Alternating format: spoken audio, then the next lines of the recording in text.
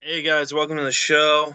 Uh, we're getting ready to jump in another interview. Alan Lee won't be here today.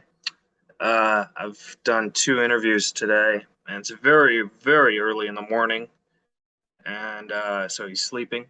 Subscribe, rate, and review if you like the show. Tell a friend. Today's guest is going to be the great Karen Duffy.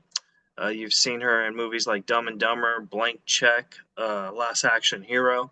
She's also a writer with a new book out called Wise Up, and we're going to be talking about that, and it's going to be fun. Remember, subscribe, rate, review, and tell a friend. We're also on Apple Podcasts, Spotify, Anchor, and all that jazz. Coming up, Reza Riffs with Karen Duffy.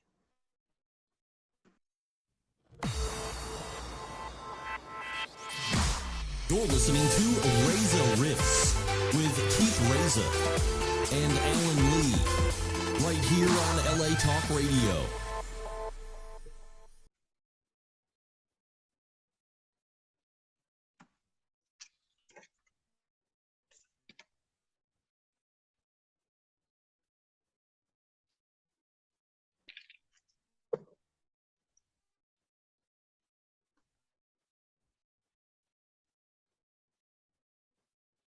Hi, Karen. Oh,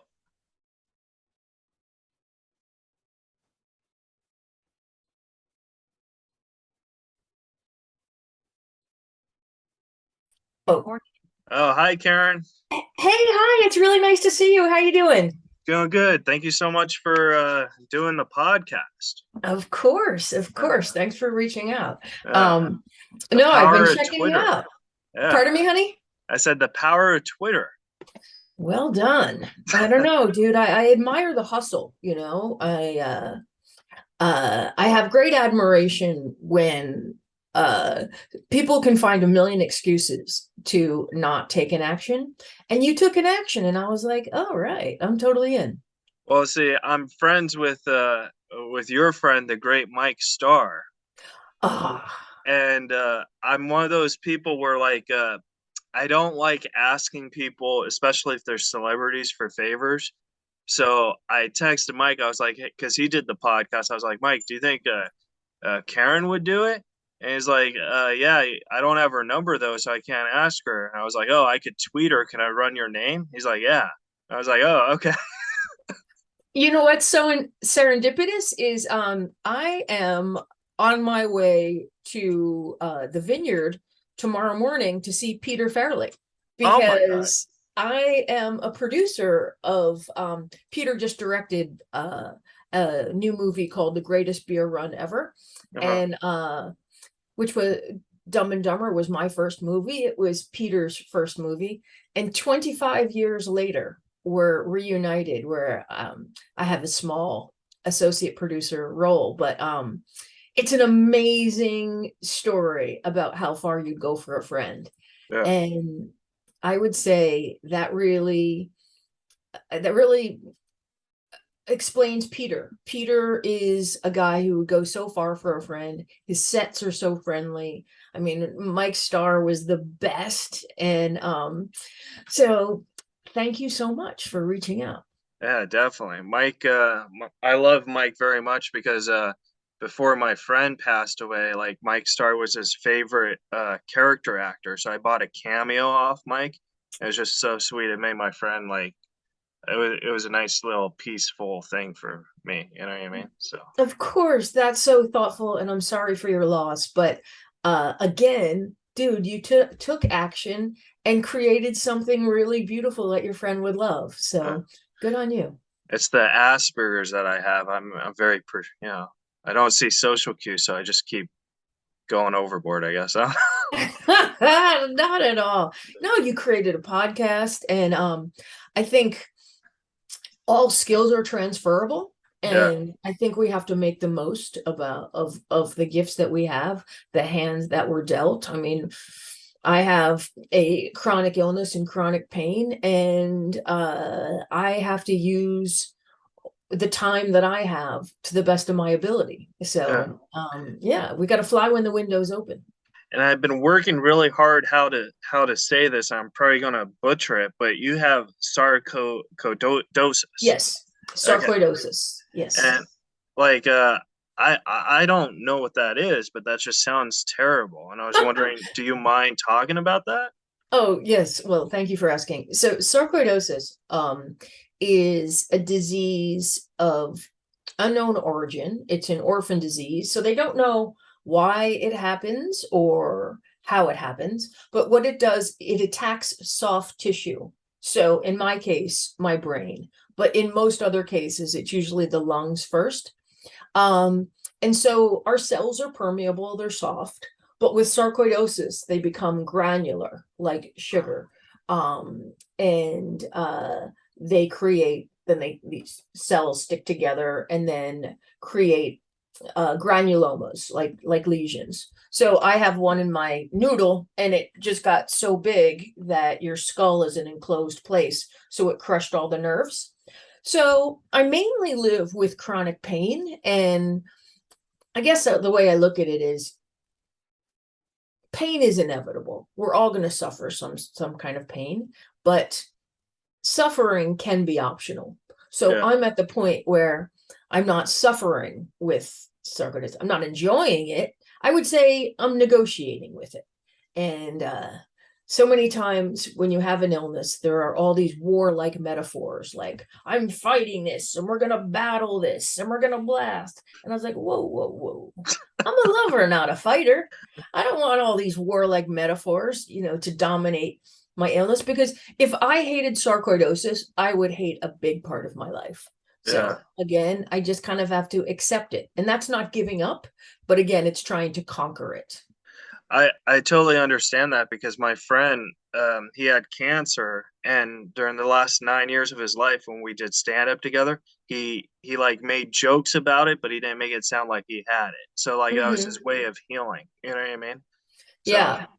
It's interesting that the word cancer comes from the Latin word crab, and the and it was because the tumors looked like a crab under the cell. So the yeah, veins that were feeding it, so you had a lump and then what looked like, the crab legs, which were the veins feeding it.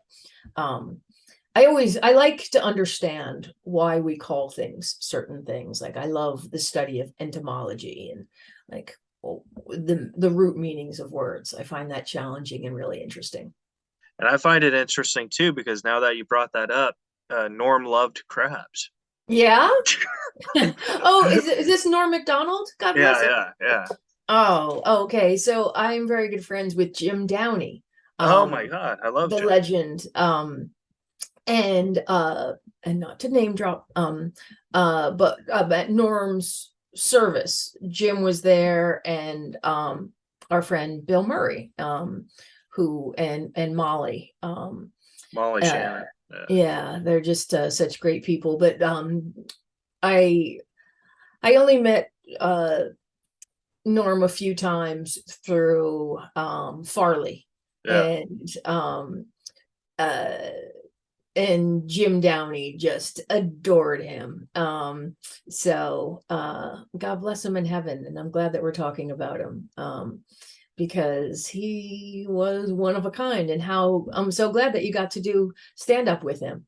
Yeah. So, I mean, I miss him every day, but it's it's one of those things where like it it happened. I can't go back and bring him back. So it's kind of like when I lost my grandfather. It was the exact same feeling where it's like it's hard to cope.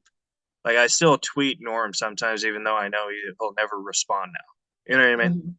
I totally understand. Um, I lost a friend about 3 weeks ago, Oh my and God. so I was telling my son, his wife was coming over right after he died. And I said to my son, we went for a walk, and I'm a hospice chaplain and grief counselor. And this is a guy that my kid grew up with. And I said, I could kind of believe, I believe there is something more, and that Megan's going to come over, and maybe in some way our dear departed friend will, somehow, like, let's look in nature. And it was funny. We were on our terrace, we were having dinner, and while we were having dinner, a hummingbird came onto our terrace and just circled her head. So she couldn't see it, but everybody else was like, oh, kind of a jaw drop. And then my son's like, wait a minute, like, you just can't designate every bird as one of your friends. And also, why is it only the good birds? Like, you never say, like, when you see the pigeon, oh, there's my Aunt Gig. Or if you see a rat, oh, there's my Uncle Cookie. There's Aunt Sherry. He said, you only pick the beautiful hummingbirds and owls and eagles, and somehow they're connected to your relatives. But, we get a house infested with mice. Oh, that's not your cousin Jimmy. So I thought that was a good point. Well, see, I like, I'm the type of guy where, like, if something terrible happens, I like to write jokes about it to ease my pain. Like a joke I have now is like, so Norm died and I never get to see my best friend again. And the worst part is, I don't think I'm ever going to get that $5,000 he owes me. See? Well done. I thought Norm's special was unbelievable. Oh, the pandemic one, or the pandemic one, the one that he did on his computer. Yeah. A masterpiece. And then I loved how after, I think like there was a group of comedians like Letterman and Molly and a bunch of SNL folks talking about Norm, and it was incredibly touching. And I hope that helps you as we mourn, knowing how much he's loved, and that grief is, in a way, proof of love. It's how much we loved people. And I'm very into the Stoics, and the Stoics believe memento mori, which is remember to, that you shall die, and that we should, live while we have the opportunity, absolutely. Honor our friends by living a great life. No, I totally agree, but I wanted to ask, I want to turn it into now Karen Duff. I wanted to ask you, because when we're texting and stuff, I call you Karen, but you say Duff. So I was wondering, like, which one do you prefer me to call you? Well, I believe my parents absolutely scraped the bottom of the nominative barrel when they gave me the third most popular name in the late 60s. So every one of my relatives, all my siblings, are named after saints or rescue dogs or people that were beloved. There is no Saint Karen. There is no, it's just these two hard syllables clashing against each other. So I've hated it my whole life, even before Karen became a pejorative. So my family just calls me Cannonball. So my nickname is, I've always just been called Cannon. But even in school, I was always called Duff. And when my son was little, I just asked him, I was like, so what's my name? And he's like, Miss Duffs. And he didn't know what to call me because, other than mom. But I said, no, besides mom, what's my name? And he was like, sweetheart, darling. He was trying to charm his way out of it as a little baby. I'm so sorry. My dog has anxiety, and my sisters must have just came home because sounds like he's being murdered. Oh, really? No, I can't hear it. What kind of dog do you have? I have a beagle. Oh, yeah. I've got a Cocker Spaniel. Oh my God. I love it. And 2 jackasses. And I've got 10 cows and a water buffalo. Oh, you have a farm? Yeah. Oh. I'm at the farm. Yeah. Oh, that's awesome. Yeah, it's beautiful. And having jackasses is truly the biggest.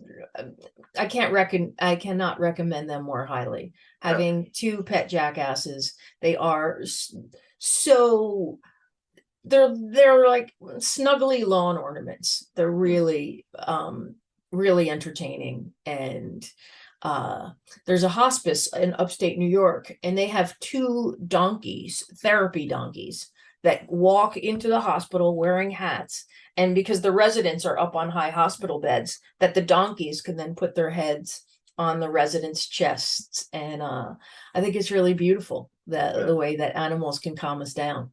Yeah.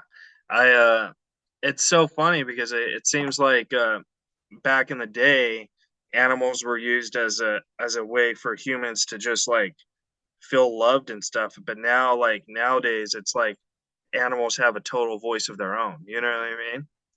It's interesting because I came late to the game. As a New Yorker, I never had a pet. And all the animals that I encountered were kind of pent up New York City dogs.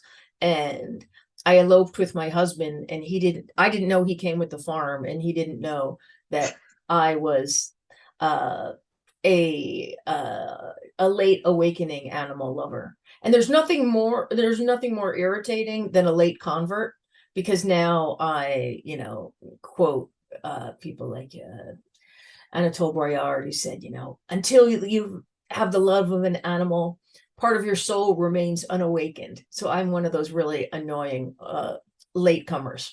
Yeah. Now I wanted to ask you, when did you start writing the books?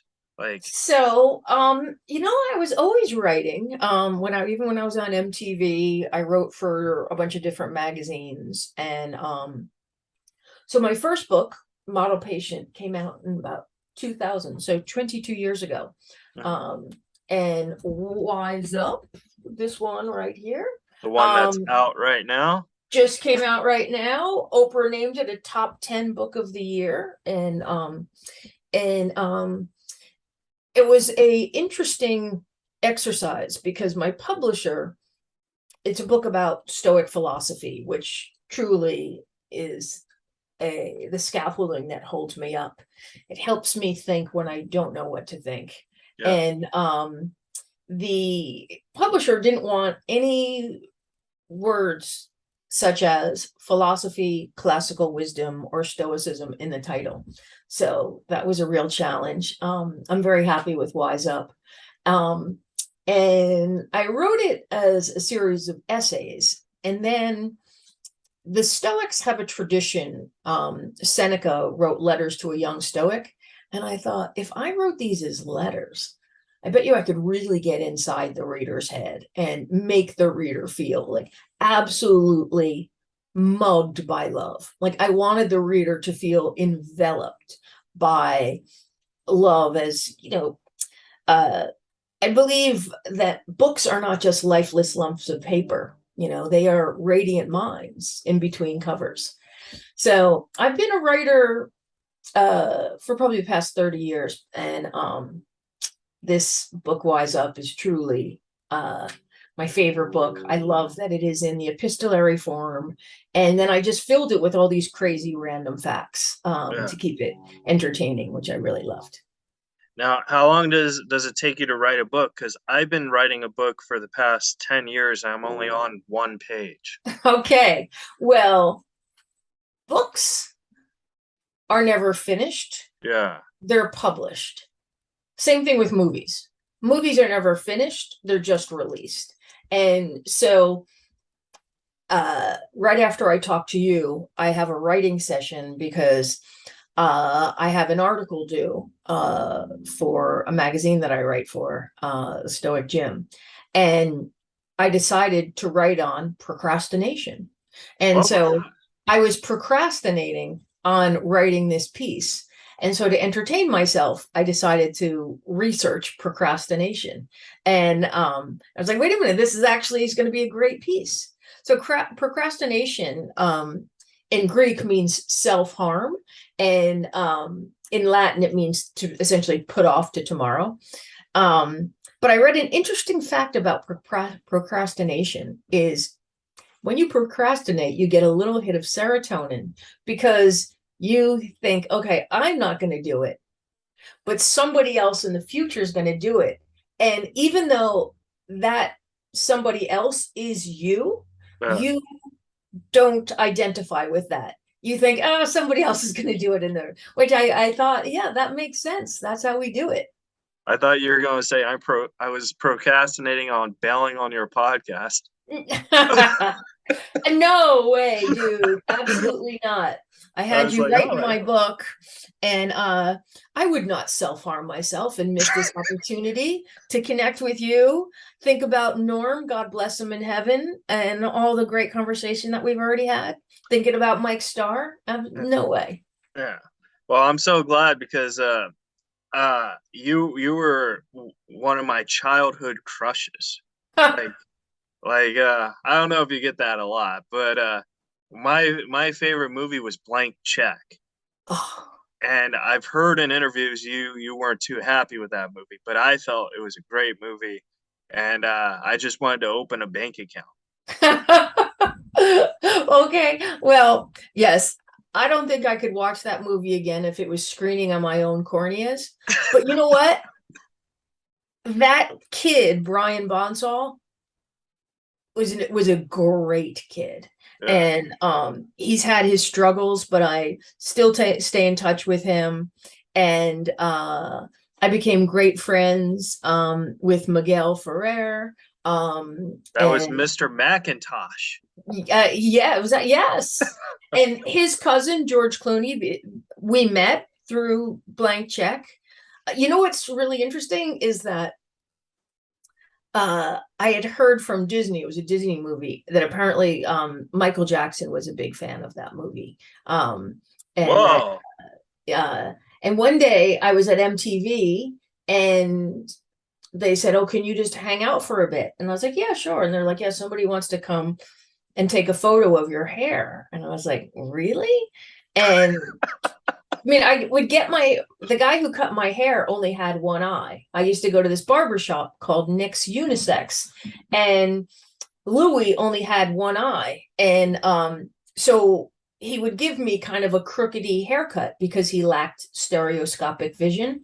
And so it was kind of when I went to get my haircut, he was like, "Well, what do you want?" And I said, the same thing. Louis kind of longer in the front, shorter in the back. And he's like, "Let me tell you something. If you get all that hair out of your face, you'd be a good looking fella." And I tried to tell him I was a woman, but he was like, "Stick a sock in it." But apparently Michael Jackson wanted photos of my hair. And there is a video where he does have my haircut, which was pretty funny. Wow. The one he did with Priscilla. No, Lisa Murray. I think it's called Remember the Time. So you started a hair trend because if we're being honest, I think I have the same hair except it's blonde. You wear it well, dude. You wear it well. Yeah. And you know what? And we both have the mustache. Yeah. It's actually a goatee. The lighting in here is terrible, but Mhm. okay, There bad you joke. go.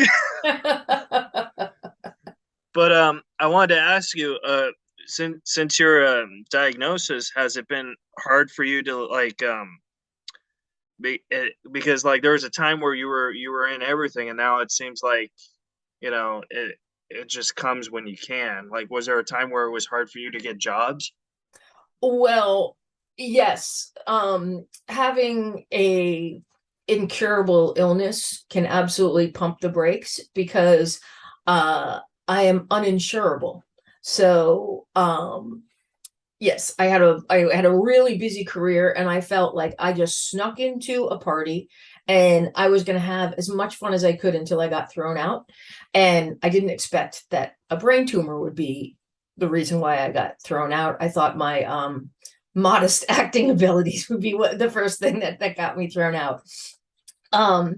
So when I realized that I couldn't pass a physical in order to be on camera, because no one is going to insure a TV show or a film if the actress can't show up because of illness, or if my hair falls out from chemo, or I grow a mustache from steroids, or I get a hunchback. So I in a small way, I had to mourn for my old life.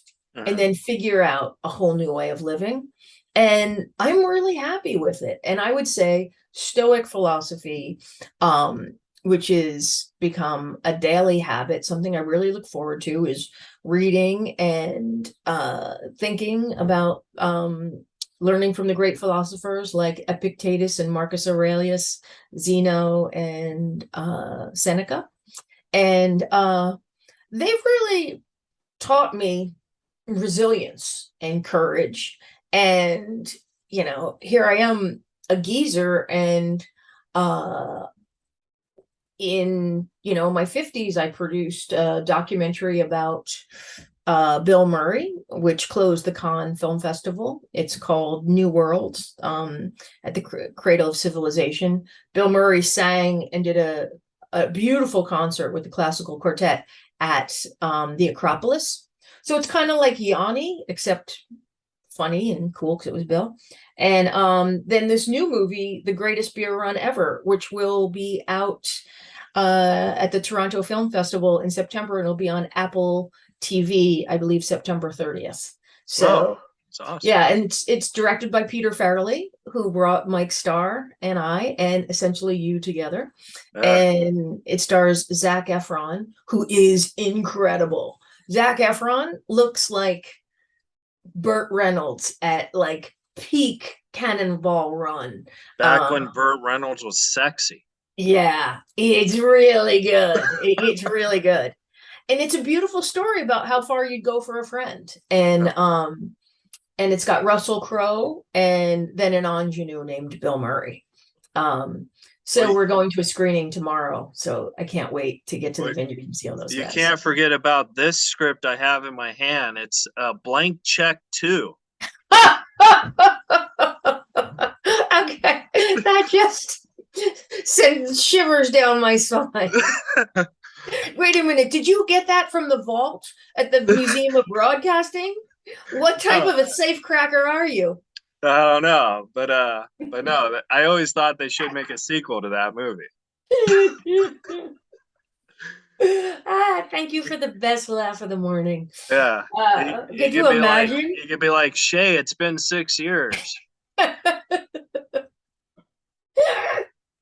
Yeah, oh my gosh, that would be, it would be more like Harold and Maude by now. But no, because I write movie scripts, and I'm actually better at writing scripts than books, because with scripts, like one of the things I've learned, and I think this might have been with my Asperger's or whatever, but one of the things that I learned is, like, if I'm writing something, I'll write stuff for my favorite actors in mind, regardless if they do it or not. It'll help with the story by getting that, what I want to put on the page, you know?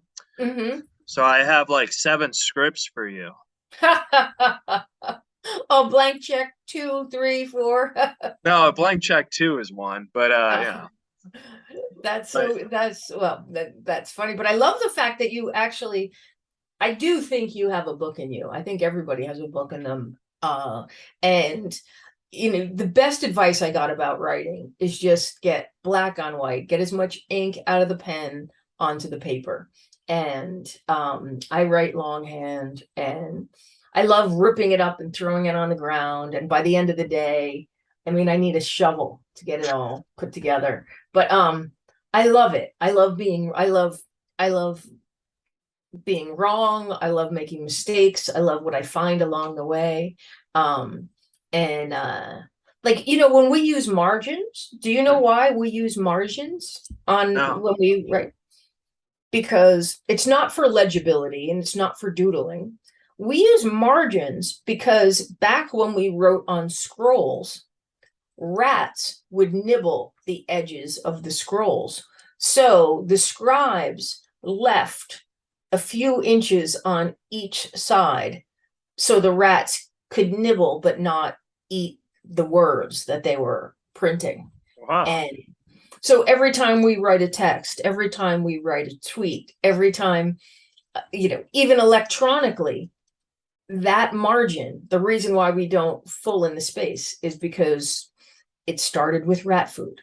Wow. And so I collect all these crazy bits of advice and facts and keep them in a notebook.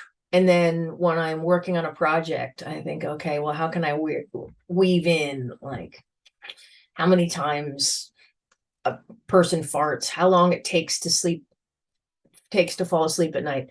The average person farts 14 times a day, laughs 15 times a day, and takes 7 minutes to fall asleep. Isn't it funny? Like, when you get into bed, the way you fall asleep is you pretend you're asleep. Yeah. You're just sitting there faking it, and then, hey, presto, boom, you're out. I do that all the time when my girlfriend comes home. I act like I'm asleep. But no, I did know that because like I know a lot about like presidents and stuff. I guess that's one of the things that fascinate me. So like I knew that the average person lies once every 10 minutes. And the reason why George Washington, they say he never told a lie, was because he probably only talked 10 minutes an entire day.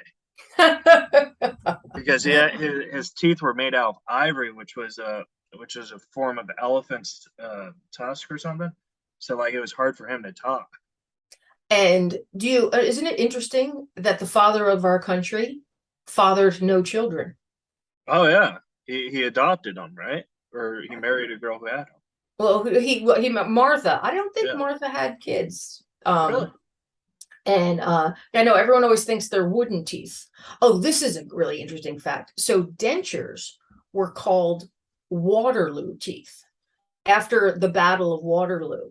And privateers, there were so many soldiers that were decimated at the prime of their life that privateers removed all the teeth of the soldiers and then made dentures out of these teeth. Like they would then put them in clay, and that if you inherited a set of Waterloo teeth, they were then passed down through the generations. Like, whoever, like they were passed around, because brushing our teeth only became habitual in the past 120 years.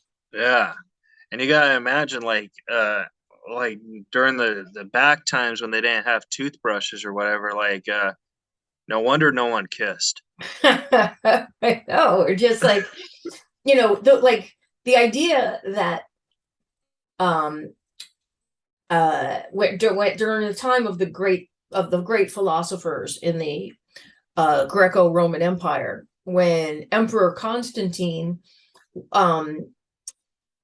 became a Christian, he exiled all of the philosophers, and the Romans and the Greeks had all of these public bathing rituals, and the Catholic Church banned all water-based rituals until the late Middle Ages, because again, they were looked at as pagan, but that's why we were so filthy.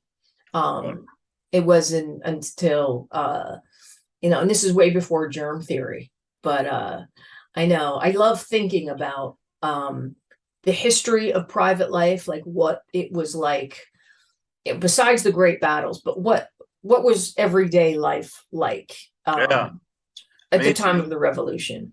Yeah, and I even think about that like before the revolution. Like if I'm watching Game of Thrones or whatever, I think, oh my God, this would be totally cool if there was actually dragons. Yeah, you exactly. know what I mean? Yeah, exactly. The house that I live in was built in 1890, and this room is from the 1600s, late 1600s, and it's just amazing. Like, this house has been standing, during the space age, when the age of the automobile, technology, all these wars, and this house has been standing, and it just feels sturdy and a connection to the past. It feels really good. It feels very good. I don't know if you what religion you believe in, or if you believe in like a past life, but if if there was a past life, I feel everyone would believe that they were like some sort of celebrity in their past life and not just like a normal plumber. Mm-hmm. You know? I agree. I know everyone's a princess. I think the same way that my son is like, listen, you just can't like choose every beautiful animal to be your dead relatives. You know, like the mouse in the trap. No, that's not anybody. But you know, the fox that runs in front of us, or the eagle. We were having a picnic yesterday, and a bald eagle just flew right over at the sandy beach at the lake we were at, and we're gonna and Jack just looked at me and he's like, yeah, who do you think that is? And I was like, all right, I'm off it. You've turned me off it. It's very So funny. did the eagle steal your sandwich or your son's? No, nobody sandwich went fishing in the lake. Oh, I thought you said picnic. Yeah, well, we were having a picnic by the lake, and every year we do this silver service picnic. It's really nice. So we just, go down to a picnic table, but put out really nice silverware and china and crystal, and sit in our wet bathing suits and have a fancy lunch. It's become a tradition in our life up here. It's really nice. Yeah, it's cool. Very nice. I wanted to ask you a question that you probably don't get asked a lot, or maybe you do, but I would think you don't because a lot of people don't know who this individual was. What was it like working with the great Charles Rock? Oh, I love Charlie Rocket. I loved him. He was lovable. I miss him. Charlie was from Rhode Island, and I think about him all the time. He's probably been gone maybe 20 years. But Charles Rocket was on SNL, right? He was a weekend updater, and I know him from Hocus Pocus and Dumb and Dumber, and I always thought he was one of the best character actors, and I always felt that he was one of the type of guys who never caught a great break, even though he was great in everything he did. You know what I mean? And he was relentlessly fearless. I think he got booted off of SNL because he said the queen mother of all curse words on TV. Right. And I think network TV, remember, there's a long memory in just a few people. But I loved that Peter Farrelly is just so incredibly loyal, and gave him a great role. And it's funny because originally Dumb and Dumber was titled "A Power Tool Is Not a Toy." And when I read the script, it was so relentlessly funny that I asked my manager, I was like, can I meet this guy who wrote it? And he came over and we just really hit it off. And I was like, oh, I'm going to try and help you get this made. And at that point, Peter Farrelly was selling round beach towels in Venice. Wow. So you didn't have to, if you were sunbathing. It was in the early 90s. And the success of Dumb and Dumber, like, it couldn't have happened to a more deserving guy. And some of my favorite friends, my longest friends, are from through meeting Peter Farrelly, and my great friend Sidney Jackson Bartholomew. And it was just funny how he hired Jeff Daniels to play that role, because Jeff hadn't done a lot of comedy, and he's on Broadway doing To Kill a Mockingbird, and then doing Dumb and Dumber too. So I thought that was one of the best casting decisions, because I feel like I don't mean to brag, but I have a degree in comedy, so I know comedy. And I felt Jeff Daniels was funnier than Jim Carrey in that, but I think that's how it was written. And I feel the average person feels Jim Carrey was funnier, but they don't realize it was written for Jeff Daniels. You absolutely are correct, Professor. Yeah. the movie was written for Jeff Daniels. Absolutely. Peter wrote it for Jeff. That was the only person he saw in the role.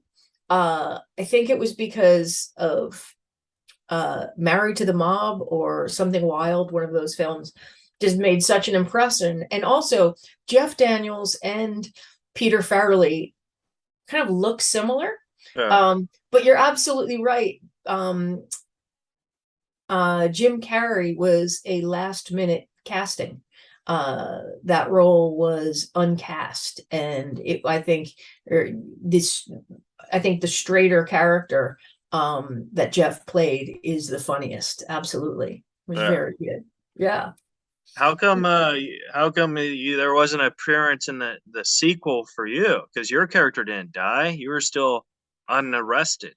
I think I get arrested in the last scene. You got arrested? Yeah, I'm pretty Oh sure my. they stick me in a I'm pretty sure I get arrested. But Well, you could what have was really escaped. nice is is Peter and Bobby Farrelly had me do all of the electronic press kits. So I got to interview Jeff and Jim, and that was really great. So it was a really nice way to kind of tie it all up into a nice little bow. And then to have Peter direct this movie that I associate produced called The Greatest Beer Run Ever, which you'll have to check out I definitely will. about 5 weeks. I believe the trailer's out now, so you can check it out. And you can check out Wise Up too. So I've got two projects that I am really, really thrilled about. Very cool. I want to respect your time, but I have two more quick questions. I'm here for you. Okay. So question one, there's a rumor in the grapevine, which you've kind of already answered because you said you're friends, but there's a rumor that no one knows how to contact Bill Murray, and when there's a script, they send it to you, and if you think it's Bill Murray material, you'll send it to somebody who can get in touch with Bill Murray.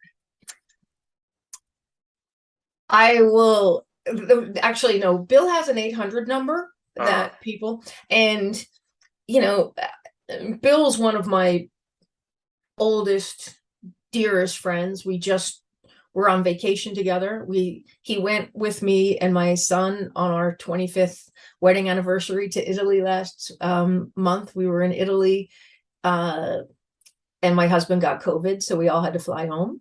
And then we went to Newport, and I'm on my way tomorrow. So to see him, I don't get involved in his business because it's really none of my business. Yeah.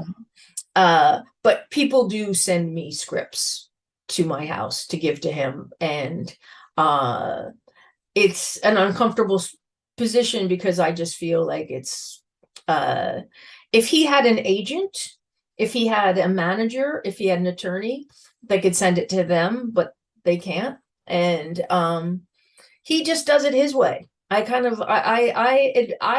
look at Bill as a great philosopher. He's incredibly scholarly, and I trust him. I met him because I interviewed him at the MTV halftime Super Bowl.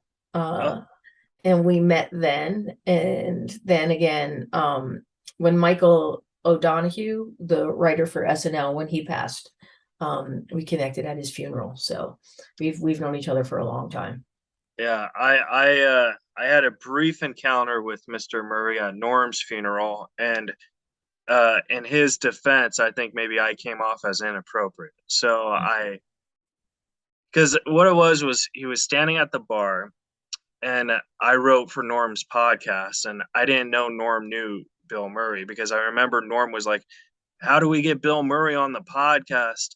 No, we were making it a Netflix show, and he wanted him on the Netflix show. And I remember that, and I remember I tried calling this 1-800 number, and I never heard anything.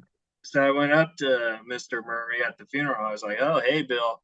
I didn't know you knew Norm." And it was a sad event. There was a lot of people sad. I was like, we tried to get you on the podcast, and he was just like, "Well, if I wanted to do it, I would have done it, right?" So I thought maybe I thought I was asking him to do my podcast. I don't know. Oh, But when people are mourning, and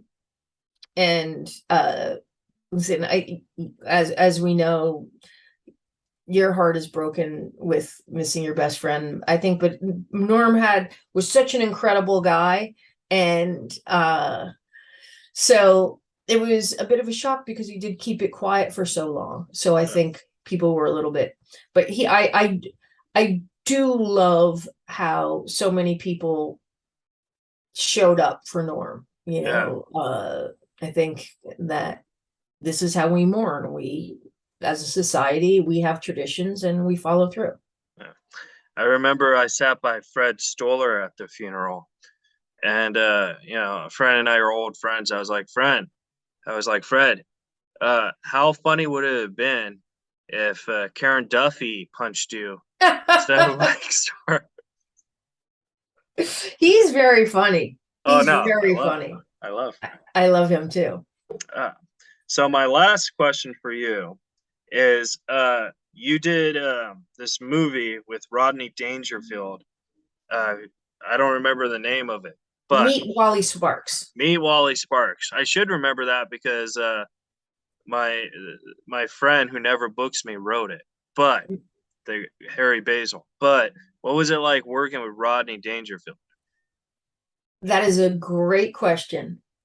Rodney inspired me to this day with a habit. So when Rodney would show up at MTV Spring Break, and he always had a spiral bound notebook, and it looked like it was the same notebook that he's had for 40 years. And I also have spiral notebook, and he wrote all of his jokes on a spiral notebook, and I keep lists. So we forget 80% of what we've learned the day before. So I will write down when I'm reading, I write a chapbook. So I really learned from Rodney Dangerfield, and I learned from the best that write it down, and don't expect this 3-pound orb that's in between your ears to remember everything. That what we should do is write it down. And Rodney was incredible. Every experience I had with him, I learned something. I learned that he likes to wear a robe all the time. And he was a gentleman, and I have the fondest memories of him. So thank you for bringing up. Thank you. You brought up so many great people that I truly admire, and it's nice to honor them and remember them for who they were and their great work. Well, see, like that's the thing. Like I think that's what makes an artist great, is not necessarily the art, but I think even if you work with people, you could always become a better artist by learning their tactics. And same with interviewing people. Like I feel I've learned so much just by interviewing you that I can move it on to my next interview and learn and be smarter and wiser and a better interviewer. You are a very good interviewer. And also, again, like you're saying, it's, we take our skills and we transfer them. And I learn something from everyone. And I've learned a lot from you today. I've learned that you've got great taste in friends, great taste in comedy. And I can't wait. You're not that weird on social media as you are in person. I don't know. No, you're absolutely delightful. And I was impressed with your tenacity, and it will take you far. So it was truly an honor to meet you, and thank you for reaching out. It was really great fun to connect. Next time you're in Los Angeles, we should get together and have a chicken. I would love that. Yeah. Okay. I don't know why I said that. Because we can go to like El Pollo Yoko. Yeah, definitely. Yeah, that sounds great. Yeah. All right, we're down. Well, next and time I then- come to LA, we're having a chicken. All right, and then I'll pitch Blank Check 2 with you. Okay, sounds good. Listen, right. brother, thank you so much. Really nice to see you, and I can't wait to check out the podcast. All right, have a great day, Karen. You too. Take care. Thank you. Bye. Bye.